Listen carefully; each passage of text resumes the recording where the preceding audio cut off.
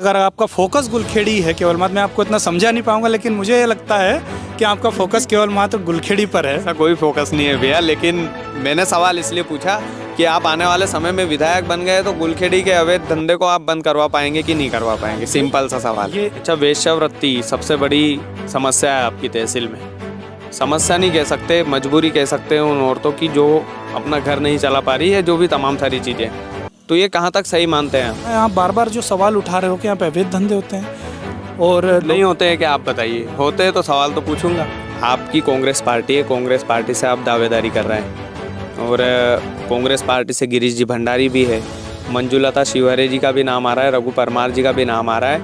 एक आप हो जो सबसे युवा लगे मुझे, और आपकी दावेदारी भी मतलब मुझे काफ़ी ढंग से सही लगी। तो समाज के तौर पर आप आंकड़ा समझा सकते हैं कि ये जो जनरल वाले जो बंदे बैठे हुए हैं एकदम शेर की तरह हड़पने के लिए, उनके बीच में आप कैसे फिट बैठ पाएंगे?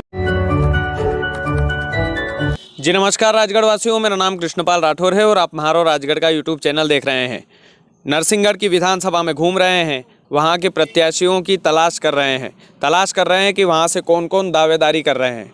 लेकिन एक युवा हमारे बगल में बैठे हुए हैं, रोमी धपानी जी नाम है इनका नाम आपने सुना नहीं होगा क्योंकि पहली बार मेरे ख्याल से इंटरव्यू हो रहा है रोमी भैया आपका म्हारो राजगढ़ के चैनल पर। तो सवालों में कोई कमी नहीं छोड़ी जाएगी क्योंकि युवा भी हैं, तो कोई दिक्कत तो नहीं है ना? निश्चित रूप से बिल्कुल, आप सवाल लेने बैठे और हम जवाब देने के लिए, इसमें कोई गुंजाइश की बात नहीं है। रोमी भैया, पहला सवाल आपसे यही है, नरसिंहगढ़ से दावेदारी क्यों करना चाहते हैं? यहाँ तो जो है जनरल सीट का कब्जा है, फिर आप कैसे यहाँ पर फिट बैठ पाएंगे? देखिए, दावेदारी का मुख्य कारण मेरा यह है कृष्णपाल भाई कि एक तो मेरा क्षेत्र है और मेरी जो जन्मभूमि है वो नरसिंहगढ़ विधानसभा में ग्राम हुलखेड़ी है। तो इसमें कोई दो राय नहीं होना चाहिए कि मैं क्यों यहाँ से दावेदारी कर रहा हूँ, क्योंकि हमारी जो कांग्रेस पार्टी है, जिस पार्टी का मैं कार्यकर्ता हूँ, तो सीधा साधा उनका एक उद्देश्य, उनका यही कहना है कि इस बार या अगली बार अब उन्हें ही टिकट दिया जाएगा जो जिस क्षेत्र के रहने वाले हैं। तो दावेदारी का तो ये यहाँ पे मसला ही ख़त्म हो चुका है। तो गुलखेड़ी से हैं इसलिए दावेदारी कर रहे हैं या फिर नरसिंहगढ़ में कुछ पकड़ भी है आपकी? देखिए, पकड़ ऑन कैमरा पकड़ कोई बता नहीं सकता है कि किसकी कितनी पकड़ होती है। जब आप सर्वे करेंगे आपके आधार पे, तो अब आपको मेरी पकड़ और युवाओं में युवा क्या मुझसे अपेक्षा करते हैं ये आपको समय नज़र आएगा। अच्छा रोमी भैया, एक और सवाल था। गुलखेड़ी में आपने जन्म लिया है, हुलखेड़ी गांव है जो कि कुरावर के नज़दीक है। अच्छा जी, हुलखेड़ी है भैया, गुलखेड़ी अभी सवालों में दिक्कत हो जाती। अच्छा ठीक है, तो गुलखेड़ी के ऊपर एक सवाल करना चाहता हूँ। आपके बगल में फार्म हाउस पे बैठे? बिल्कुल बगल में ही गांव है और मेरा सामाजिक गांव है। आप निश्चित रूप से पूछिए। आपका समाज का गांव है और अवैध शराब का धंधा करता है, तो रोमी भैया थोड़ा सा समझाया नहीं, कभी आपने प्रयास नहीं किया कि अवैध शराब का धंधा क्यों करते हो भाई आप? जी, आपका सवाल बिल्कुल वाजिब है कृष्णपाल भैया। अवैध शराब का धंधा होता है, केवल मात्र 5% या 3% लोग ये धंधा करते हैं। और मेरे ख्याल से अगर आप पूरा मध्य प्रदेश घूमेंगे तो हर गांव में 3-4-5% लोग कहीं ना कहीं अवैध शराब बेचते होंगे। लेकिन पूरा का पूरा गांव बेच रहा है ना भैया, ये तो गलत है ना। और राजगढ़ जिला नशे में डूबा हुआ है केवल गुलखेड़ी और 2-4 गाँवों के चक्कर में, तो फिर ये तो गलत चीज़ है ना। नहीं, आप ये नहीं कह सकते कृष्णपाल भाई कि पूरा राजगढ़ जिला गुलखेड़ी के वजह से डूबा हुआ है। गुलखेड़ी नहीं, 4-5 गांव ऐसे हैं जिनकी वजह से डूबा हुआ है, और मैंने तो 17 गांवों की लिस्ट निकाली थी। 17 गांव की लिस्ट है ना, तो एक अकेले गुलखेड़ी पे क्यों अपन भी दाग लगा सकते हैं? आप नरसिंहगढ़ से है ना, तो गुलखेड़ी तो मेन है, मेन रोल तो गुलखेड़ी का है नरसिंहगढ़ में।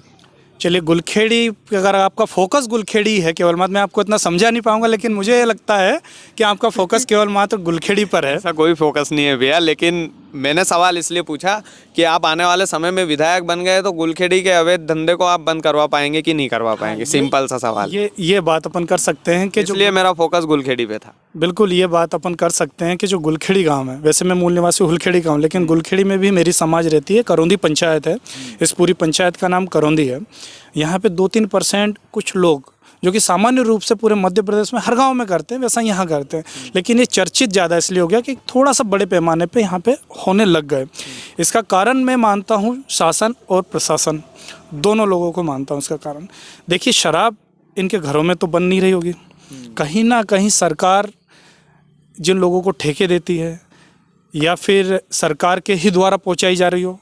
और मैं तो आरोप लगाता हूँ ना, मैं सीधा आरोप आपके कैमरे के सामने लगाता हूँ, उनके पास शराब आ कहाँ से रही है। और यदि ये शराब ला के अवैध रूप से बेच भी रहे हैं तो इसे बंद करवाने के लिए कि सरकार के पास एक थोड़ा सा भी अवसर नहीं आ पाया कि इन लोगों के साथ जाएं, इन लोगों के साथ बैठें, इनकी पीड़ा को समझे, ये ऐसा क्यों कर रहे हैं। सरकार को जाना चाहिए था। 20 साल से भाजपा सरकार पूरे मध्य प्रदेश में है और 20 साल के ही अंदर सबसे ज़्यादा अवैध धंधे बढ़े हैं, चाहे वो किसी भी समाज के हों। अवैध धंधा या कोई क्रिमिनल किसी समाज का नहीं होता है। ये मध्य प्रदेश के मुखिया शिवराज सिंह चौहान भी कहते हैं। अच्छा रोमी भैया, एक टेक्निकल सवाल में इसमें मैं करना चाहता हूँ आपसे। मान लीजिए टिकट मिल गया, मान लीजिए विधायक की दावेदारी करी, भगवान करे आप विधायक की कुर्सी पर बैठे, विधायक की कुर्सी मिल गई, तो क्या आप इन गांवों को हटा पाएंगे जो नरसिंहगढ़ में अभी मौजूद है, जो अवैध शराब का धंधा करते हैं? देखिए, गाँव को हटाना उचित नहीं होगा और ना कोई इसका धंधा हटा पाएंगे? हाँ, धंधा हटना चाहिए और उससे पहले हटना चाहिए।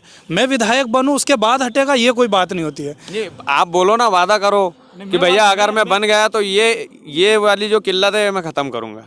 मैं ऑन कैमरा वादा करता हूँ, मैं विधायक बनूं या ना बनूं, अवैध धंधे से इसका कोई लेना देना नहीं। अवैध धंधा चाहे गुलखेड़ी में हो या किसी गांव में हो, मेरा जहाँ पे बस चलेगा, जहाँ पे मैं घूमूंगा, मुझे जहाँ दिखाई देगा, मैं बंद करने का पूरा प्रयास करूँगा।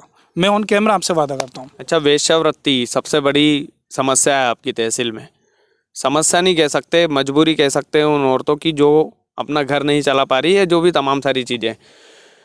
लेकिन ये कहाँ तक ठीक है और कहाँ तक गलत है भैया? क्योंकि इसमें जो व्यक्ति जाते हैं, रात के अंधेरे में अमीर आदमी जाएगा, दिन के उजाले में गरीब चला जाएगा, तो ये कहाँ तक सही मानते हैं आप?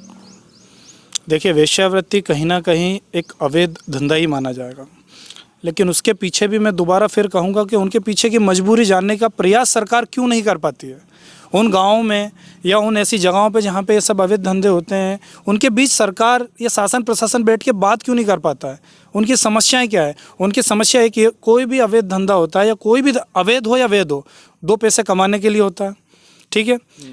अब अवैध धंधा कोई कर रहा है तो पैसे के लिए, वाजिब बात है, इतना आप भी समझते हो ना, मतलब इस चीज़ को। बिल्कुल बिल्कुल, पैसे के लिए तो कर रहे हैं, लेकिन अवैध धंधा कर रहे हैं, गलत है ना भैया? पैसे के लिए ही कर रहे हैं। तो क्या हमारी सरकार 20 साल से जो शिवराज सिंह जी बैठे हैं और यहाँ के जो विधायक बैठे हुए हैं इतने सालों से, क्या वो इन लोगों की पीड़ा को नहीं समझ पाए? आप समझ पाएंगे भैया, यदि नरसिंहगढ़ में टिकट मिलता है तो आप समझ पाएंगे। मैं निश्चित रूप से विधायक आप विधायक पे मत जाइए, मैं नहीं भी बना सर, मैं बोल रहा हूँ, चलिए विधायक की कुर्सी आपको मिल गई, आप दावेदारी भी कर रहे हैं, अगर विधायक की कुर्सी मिल गई तो क्या अवैध शराब का धंधा, क्या वेश्यावृत्ति का धंधा नरसिंहगढ़ से हटा पाएंगे रोमी भैया? हटा पाऊंगा नहीं, जड़ से उखाड़ फेंकूंगा। वादा है? वादा है। ऐसा नहीं हो वो वोटर नाराज हो जाए, आप ही के चाहने वाले हैं वो भी। उन्हें नाराज नहीं होने देंगे ना, उनकी पीड़ा को समझेंगे। उनका, मैंने वही बता रहा था, मैं अपनी बात थोड़ी सी ब्रेक हो गई बीच में जी, कि उनका सीधा सा फंडा है रोजगार। हम लोग रोजगार पैदा करेंगे ना वहाँ पे। लेकिन जो शराब में कमाई है वो कमाई नहीं दे पाएंगे ना, एक बार खून लगता है तो फिर छूटता नहीं भैया।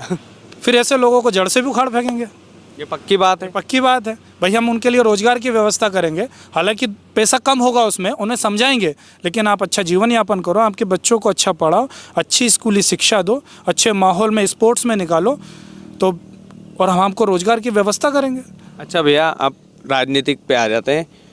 आपकी कांग्रेस पार्टी है, कांग्रेस पार्टी से आप दावेदारी कर रहे हैं और कांग्रेस पार्टी से गिरीश जी भंडारी भी है, मंजुलता शिवहरे जी का भी नाम आ रहा है, रघु परमार जी का भी नाम आ रहा है, एक आप हो जो सबसे युवा लगे मुझे, और आपकी दावेदारी भी मतलब मुझे काफ़ी ढंग से सही लगी। तो समाज के तौर पर आप आंकड़ा समझा सकते हैं कि ये जो जनरल वाले जो बंदे बैठे हुए हैं एकदम शेर की तरह हड़पने के लिए, उनके बीच में आप कैसे फिट बैठ पाएंगे? देखिए, पहली बात तो जिस कांग्रेस परिवार से मैं आता हूँ, जिस कांग्रेस परिवार का सेवक हूँ और कार्य करता हूँ, वहाँ जाति समाज का कोई, ना किसी धर्म का ना जाति समाज का कोई मूल्य नहीं है।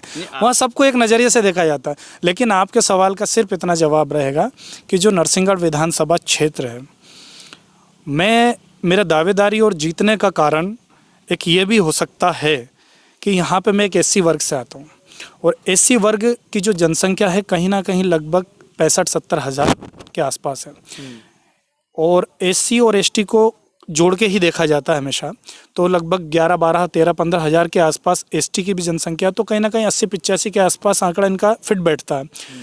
और ओबीसी जो पिछड़ा हमारा समाज है, और मैं एससी से आता हूँ तो मैं पिछड़ा वर्ग को बड़ा भाई मानता हूँ, ठीक है।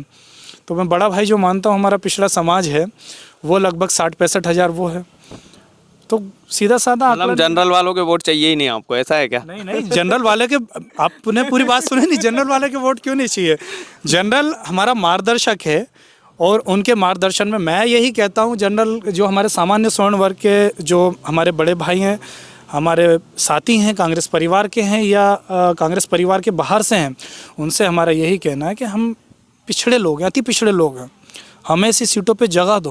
वैसे भी नरसिंहगढ़ जो विधानसभा है, आप बार बार जो सवाल उठा रहे हो कि यहाँ पे अवैध धंधे होते हैं और नहीं होते हैं क्या? आप बताइए। होते हैं तो सवाल तो पूछूंगा। हाँ, तो मैं वही कह रहा हूँ, जब अवैध धंधे होते हैं, सारी चीज़ें होती है, हमारे पीछे जब सामान्य वर्ग इस चीज़ में विफल रहा है तो हमें एक बार अवसर मिलना चाहिए और हमारा मार्गदर्शन करे सामान्य वर्ग, हमें आगे लाने का प्रयास करे। और पूरे भारत देश में दोनों पार्टियां, बीजेपी और कांग्रेस, जब ये कहती है कि एससी एसटी हमारा भाई, हमें इनके साथ लेके चलना है, हमें इन्हें आगे बढ़ाना है, तो आगे बढ़ाने के लिए सबसे अच्छा आधार तो यही होगा, उन्हें विधानसभा और लोकसभा पहुँचाया जाए। तो हमारी तो कांग्रेस से भी यही मांग रहेगी।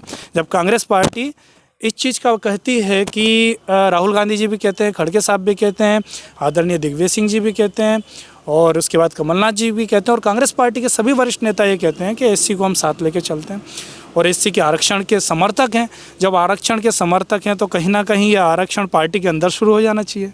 अच्छा, तो मतलब ये मान रहे हैं अगर टिकट नहीं मिला तो इन सारे बड़े नेताओं से नाराज़ तो नहीं होंगे ना?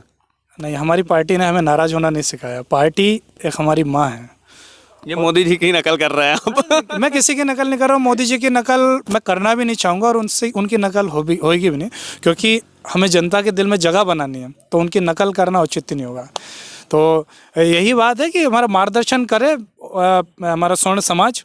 और आपने जो पूछा, यदि स्वर्ण समाज को टिकट मिलता है तो मैं किसी तरीके का कोई विरोध नहीं करूँगा। पक्का साथ देंगे आप? पक्का साथ दूंगा। रघु जी को टिकट मिल गया तो साथ देंगे कि नहीं? रघु जी क्या, किसी को भी टिकट मिलेगा, मैं किसी व्यक्ति का समर्थन नहीं करूंगा, मैं कांग्रेस पार्टी का समर्थन करते हुए जी जान लगा दूंगा। पक्की बात है? पक्की बात है। अच्छा, अगर टिकट मिल गया तो महाराज जी को टक्कर दे पाएंगे अगर सामने से वही खड़े हुए वर्तमान विधायक? देखिए, राज्यवर्धन सिंह जी को टक्कर देने का जो आपने सवाल किया है, मैं उस सवाल को उचित नहीं समझता हूँ, क्योंकि बीजेपी अभी इस समय लाइन में ही नहीं है। ऐसा कैसे बोल रहे हैं आप? ऐसा इसलिए बोल रहे हैं कि 160 सीटों से कम नहीं आएगी। आप अगला इंटरव्यू सरकार आने के बाद ले लेना मेरा। और नरसिंहगढ़ विधानसभा 100 में से 100% हम जीतेंगे। पक्की बात है? पक्की बात है। 100 में से नरसिंहगढ़ पर कब्जा रहा है बीजेपी का, गढ़ रहा है एक तरह से। देखिए, ऐसा है, कब्जा कभी ना कभी तो टूटता है, और ये जो अवैध कब्जा जो है, एक तरीके से मैं इसको अवैध कब्जा कहूँगा। बीजेपी की सरकार अवैध कब्जे वाली सरकार है, ऐसा बोल? अवैध कब्जे वाली सरकार है। 28-30 MLA हमारे खरीदे गए थे पैसे के बलबूते पे, तो आप नहीं मानते हो कि अवैध है तो अवैध? अनेक लोग, मान लीजिए देश है ये। पार्टी ने सम्मान नहीं दिया इसलिए गए ना, खरीदे थोड़ी गए। पार्टी ने तो बहुत सम्मान दिया था, लेकिन उनकी अपेक्षाएं इतनी थी कि पार्टी कहाँ तक उचित समझती हूँ उनकी अपेक्षाओं को। देखिए, राजघराने, बड़े बड़े जो राजघराने हैं, इनको आदत और लत कहूँगा मैं, इन्हें लगी हुई है हराम की। अच्छा, मैं सिंधिया जी को बोल रहा हूँ, ऑन कैमरा बोल रहा हूँ कि पहले तो पूजा करते थे सिंधिया जी की, अब ऑन कैमरा उनको गालियाँ दे रहे हैं। ये राजगढ़ जिला है, यहाँ सिंधिया जी का कभी कदम भी नहीं पड़ने दिया है कांग्रेसियों ने। अब बीजेपी को देखते हैं, बीजेपी क्या करती है। हालांकि ये अच्छा हुआ है कि सिंधिया जी पहले यहाँ महाराष्ट्र थे, भाई साहब हो गए उधर जाके, तो ये ऐसा है क्या? ये बहुत अच्छा हुआ है। मतलब ये है कि सिंधिया जी भी बिके हैं? बिके हैं, स्वाभाविक बिके हैं। उनके पास तो काफ़ी पैसा है, खरीदने की किसकी औकात भी है? तो पैसा था तो फिर पार्टी क्यों छोड़ी? ऐसा पद नहीं दे पा रही थी ना कांग्रेस। और कौन सा पद चाहिए था? 28 में CM ही तो बन जाते हो। ये अभी तो कमलनाथ जी हैं, कमलनाथ जी कौन सा कुर्सी छोड़ने वाले थे? नहीं, कमलनाथ जी कुर्सी छोड़ने वाले नहीं थे, ये तो कोई, अब ये बात तो देखो हाईकमान की है, लेकिन कहीं ना कहीं कांग्रेस पार्टी और पूरा मध्य प्रदेश उन्हें ये तो जानता था कि भावी मध्य प्रदेश के नेता हैं कांग्रेस के। अभी भी जानते हैं कि बीजेपी के भावी नेता है। जो आदमी सरकार बदल सकता है, आपकी रोटी छीन सकता है, वो आदमी कुछ भी कर सकता है। देखिए, शिवराज सिंह जी होते हुए मैं छोटा सा कार्यकर्ता हूँ कांग्रेस का, लेकिन मुझे नहीं लगता है कि शिवराज सिंह जी, नरोत्तम मिश्रा जी उन्हें यहाँ पे मुख्यमंत्री बनने देंगे। चलिए, देखा जाएगा, भविष्य की बात है। रोमी भैया, बड़ा मज़ा आया आपसे बात करके, और आपका नाम भी आज इस फहरिस्त में जुड़ गया है। हमारा जो चैनल है वो लगातार जो है ज़मीनी हकीकत दिखाता है, तो जिस भी नेता के पास जाते हैं अंत में बस उससे अपील करवाने की एक बोलते हैं, एक परंपरा है हमारी अपील करवा दीजिए एक बार कि भैया हमारे चैनल को सब्सक्राइब करें। देखिए, सभी साथियों से, सभी जिलावासियों से, हमारे राजगढ़ के जितने भी श्रोता हैं, जो भी वीडियो देखते हैं, सभी से मेरा आग्रह है, हाथ जोड़ के निवेदन है आपके छोटे भाई रोमी धपानी का, मेरे भाई जो कृष्णपाल जी हैं, उनका जो यूट्यूब चैनल है म्हारो राजगढ़, उनको अधिक से अधिक संख्या में सब्सक्राइब कीजिए, लाइक कीजिए और लोगों तक इस वीडियो को पहुँचाइए। बहुत बहुत धन्यवाद। बहुत बहुत धन्यवाद रोमी भैया, मज़ा आया आपसे बात करके।